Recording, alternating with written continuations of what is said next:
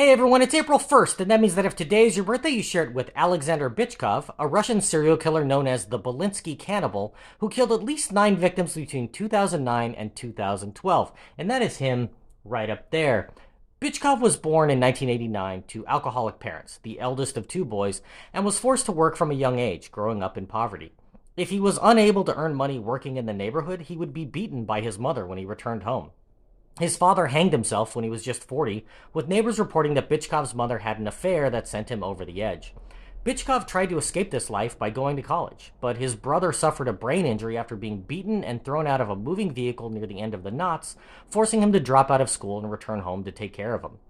After a troubled relationship with a young woman in the area and a really nasty breakup, he was quoted as saying, "She said I was a wimp, not a wolf.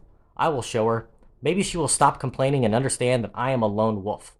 Bychkov's version of a lone wolf was a predator, and beginning in 2009, he would lure homeless people to deserted areas where he would stab them to death with a kitchen knife or beat them with a hammer.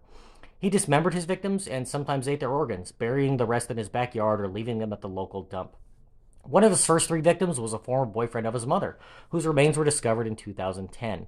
2 more dismembered bodies were found that year, and a local mentally ill man was arrested for the crimes. That man confessed to the murders and was sent to a mental institution, which helped Bychkov avoid suspicion and kill again, many times. He claimed at least 6 more victims after the wrongful conviction.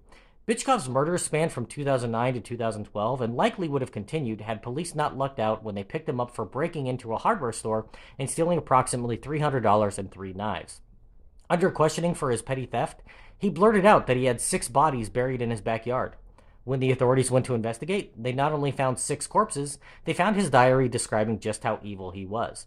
Bychkov's diary had detailed accounts of 11 murders, who he then cannibalized before burying their half-eaten remains. He claimed to have eaten their hearts, livers, and other organs.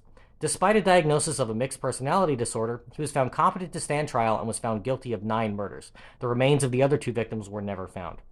The Russian press initially called him the chessboard killer because he expressed a desire to kill 64 victims, 1 for every square on a chessboard.